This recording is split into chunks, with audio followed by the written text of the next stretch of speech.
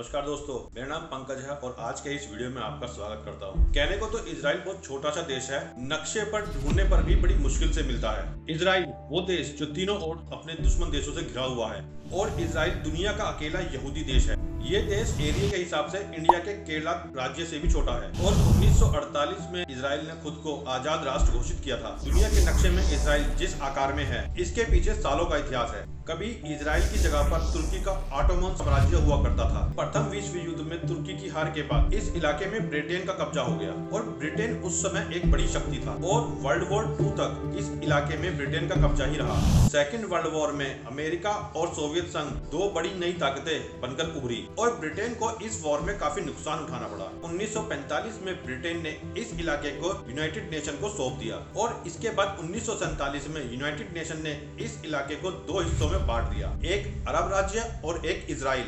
हालांकि इसमें एक सिटी है यरूशलेम, जिसको कि अंतरराष्ट्रीय सरकार की निगरानी में रखा गया। और इसके बाद अगले ही साल इजराइल ने अपनी आजादी का ऐलान कर दिया और इधर इजराइल अपनी आजादी का जश्न मना ही रहा था कि तभी 24 घंटे के अंदर ही अरब देशों की सेना ने उसके ऊपर हमला कर दिया।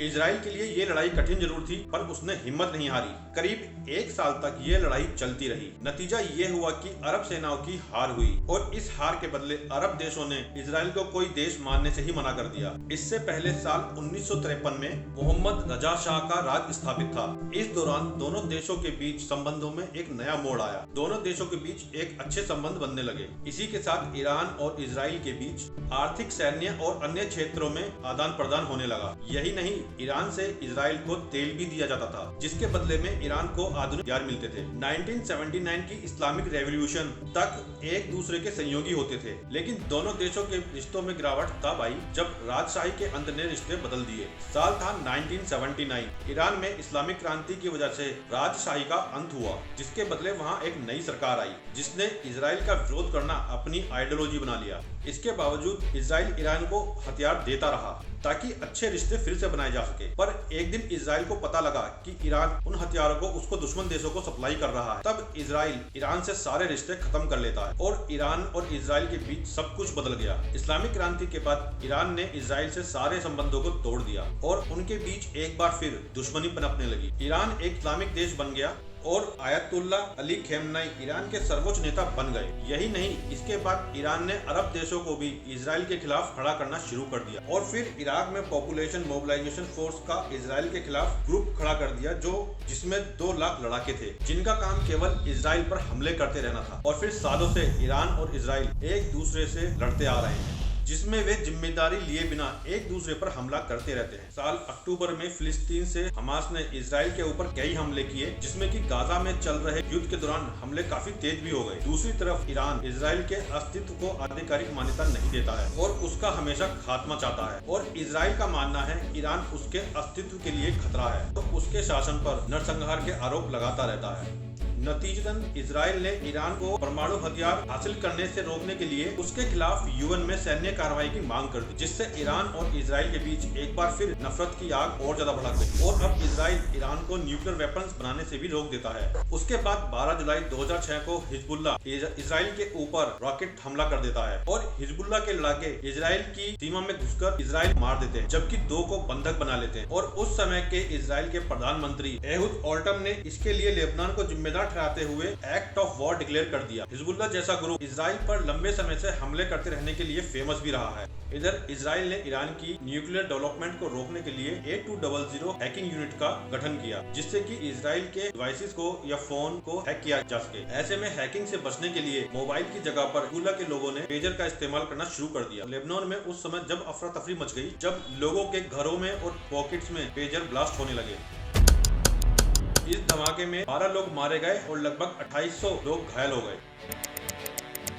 और फिर उससे अगले दिन लेबनान में सोलर पैनल्स की बैटरी भी ब्लास्ट होने लगी। वॉकी टॉकीज में रहस्यमय तरीके से ब्लास्ट होने लगे और वहां पर 20 लोग मारे गए और सैकड़ों लोग घायल हो गए। इस घटनाक्रम से लेबनान पूरी तरह दहल गया। दरअसल इस ऑपरेशन को इजराइल के द्वारा काफी लंबे समय से चलाया जा रहा था। हिजबुल्ला के लोग फोन के ट्रैक होने के खतरे को देखते हुए पेजर्स का यूज करने के बारे में सोच रहे थे। हिजबुल्ला काफी समय से पेजर्स के यूज पर जोर दे रहा था और इसी बीच इजराइल की 8200 यूनिट ने मौका देख लिया और फिर इजराइल की खुफिया एजेंसी मोसाद ने पहले तो हिजबुल्लाह को भरोसे में लिया और फिर धोखे से उसे पेजर में बम फिट करके हिजबुल्लाह को बेच दिया। इसके लिए सबसे पहले इजराइल ने 2 शेल कंपनियां बनाई। हिजबुल्लाह ने जब पेजर का इस्तेमाल करने का प्लान बनाया तो इजराइल ने एक फर्जी शेल कंपनी बनाने की योजना बनाई जो कि BSC कंसल्टिंग हंगरी में स्थापित है, जो कि ताइवान की कंपनी अपोलो गोल्ड की ओर से पेजर बनाने का कॉन्ट्रैक्ट लेती है। और किसी को उन पर शक ना हो जाए, पेजर बनाने वाले वास्तविक लोगों की पहचान छिपाने के लिए 2 और फर्जी शेल कंपनियां बनाई गई। हालांकि इनके टारगेट पर जो था वो हिजबुल्लाह ही था। 3 खुफिया अधिकारियों के अनुसार इन पेजर्स में PTN से लैस बैटरियां थी जिसे इजराइल ने पेजर के अंदर फिट कर दिया था और ये पेजर 2022 की गर्मियों में लेबनान पहुंच गए थे। इजराइल ने इन पेजर्स के अंदर विस्फोटक बनाने की तकनीक को विकसित करने के लिए भारी रकम का इन्वेस्टमेंट किया था।